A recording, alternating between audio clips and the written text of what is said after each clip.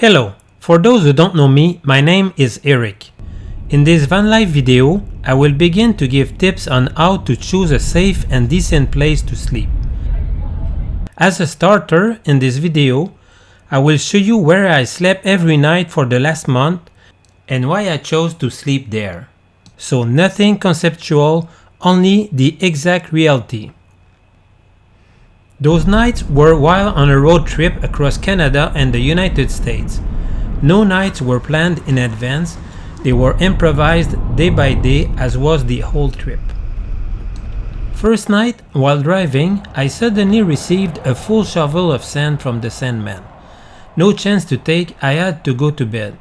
We slept in a suburb. A very quiet and safe place to sleep, not my favorite option. But driving with a sleepy head is not a good idea. This was near Ottawa. Second night was in the middle of nowhere. This is my favorite kind of spot. A van life dream spot to sleep in a county of woods and lakes, a very safe place to sleep because there were other companions nearby.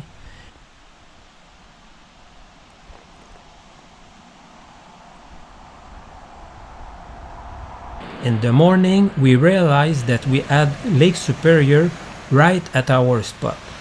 We could have gone for a refreshing swim in it before leaving. Third night was in a rest area in the middle of the Ontario forest. Very quiet.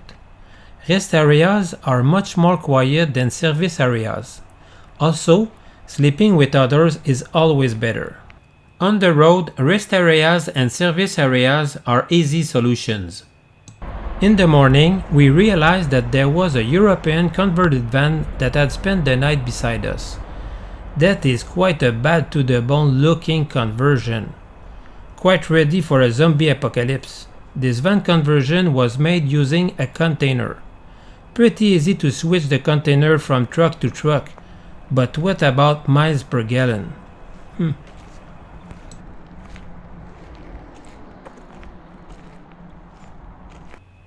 Fourth night was in a rest area falsely marked as closed on the web. There's a lesson here. We also discovered in the morning that this spot was a gem with historic landmarks. A cultural visit before even leaving the place.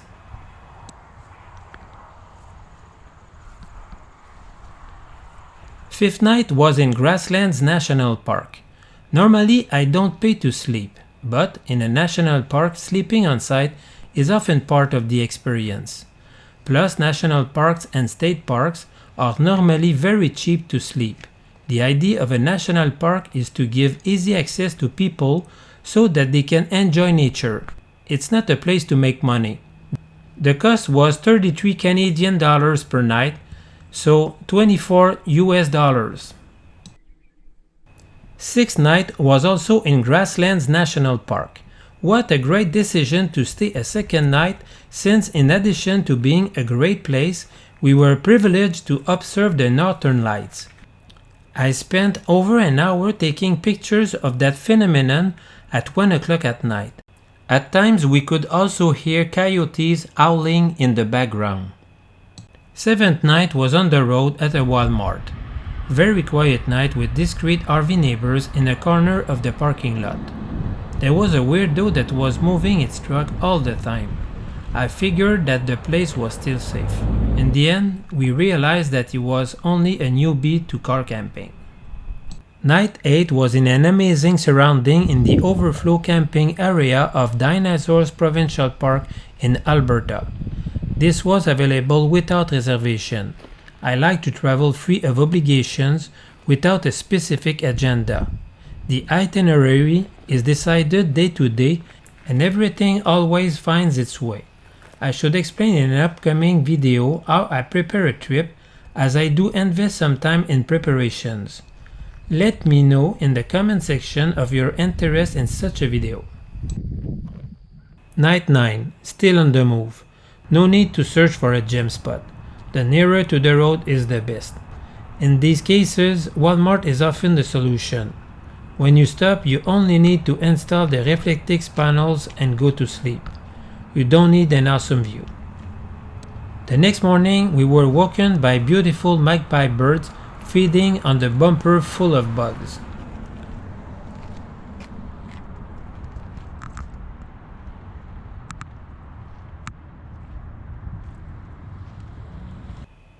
Night 10 was in Canmore in the Canadian Rockies. It seemed pretty complicated with no overnight parking signs and resident-only parking signs everywhere. There was also a music festival in town and so quite busy. We chose the easiest way and checked in at 32 Canadian dollars per night for a tent site at a nearby municipal camping. Even if we didn't pitch a tent sites are cheaper. Plus, municipal campgrounds are usually cheaper. This was much convenient since we needed to hit a hiking trail early the next morning because of bad weather predicted at noon. Night 11, we were on the road when we were forced to stop because of an incredible thunderstorm that was even the cause of an amber alert for thunderstorm and hail. We identified a roadside near an unfriendly truck stop. Night 12. I noticed a nice spot in the morning while on our way to a trailhead. I marked it on my GPS. I am always paying attention for a spot to sleep. It is a second nature. I am the same when I see perfectly smooth asphalt with a soft slope for skateboarding. This was a gem in the Canadian Rockies where it seems, in general, quite restrictive for boondocking.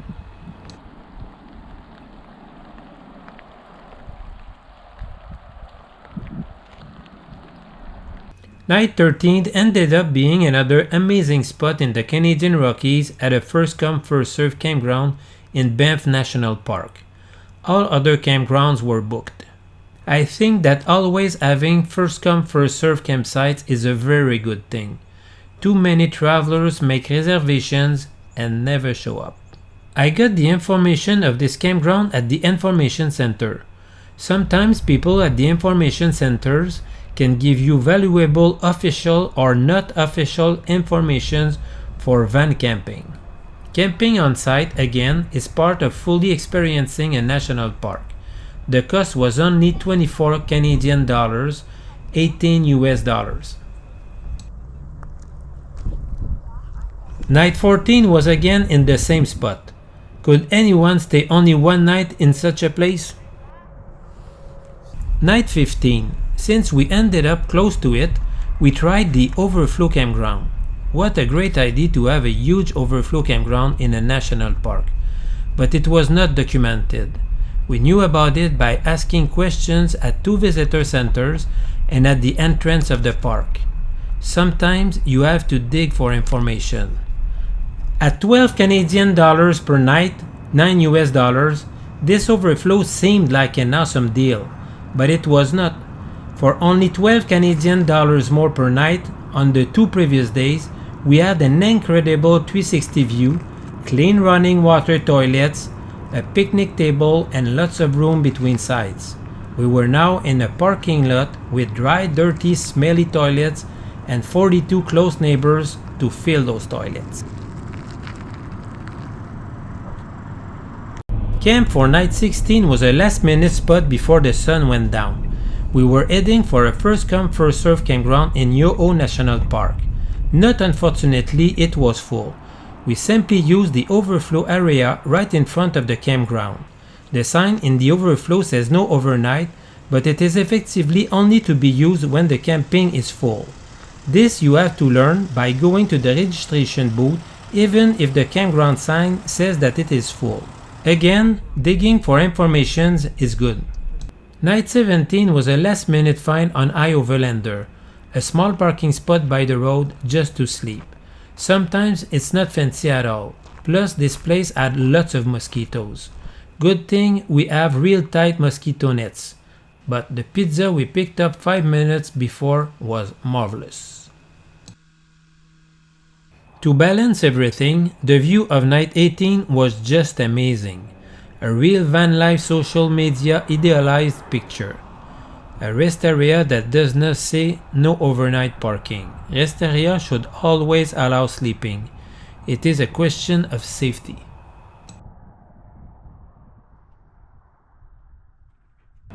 Night 19 was in Vancouver. A simple parallel parking on a street on a small boulevard. We parked late and went straight to bed. I used two setups to sleep in my van. In such situations, I use my stealthiest one. I will cover this in another video.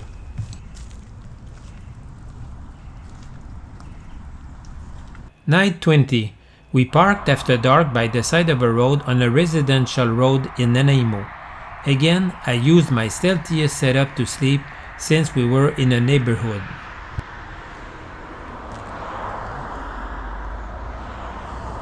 By the coast of Tofino and Ucluelet on Vancouver Island, night 21, we took a parking spot at a local surf shop at the cost of 23 Canadian dollars per night, 17 US dollars.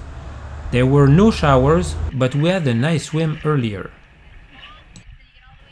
Night 22 and 23, we stayed at the same place.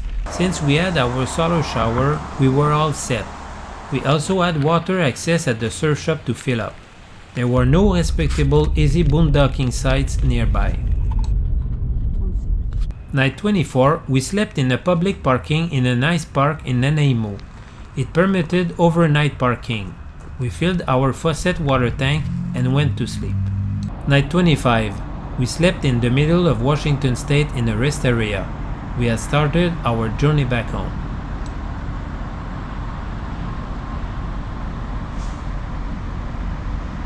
Night 26 was in Montana in a rest area that had a seemingly great toilet building.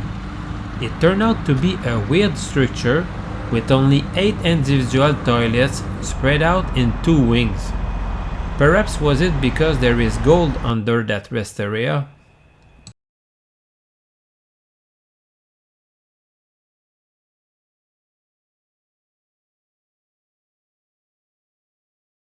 After navigating through a severe thunderstorm, which included a short hailstorm with hail that big, we reached the rest area at the entrance of Theodore Roosevelt National Park for night 27.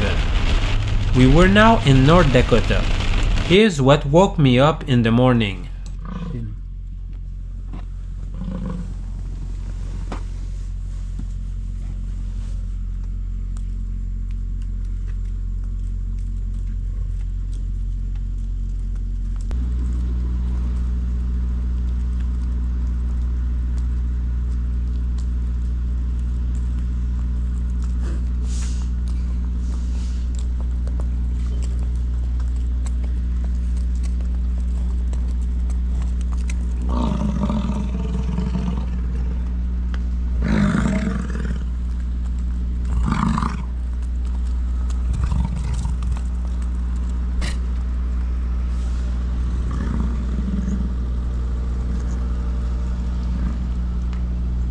Night 28 was in the middle of Minnesota at a Walmart.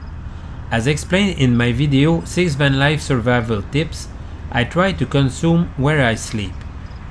So we did some grocery in the morning as in the previous Walmart where we stayed.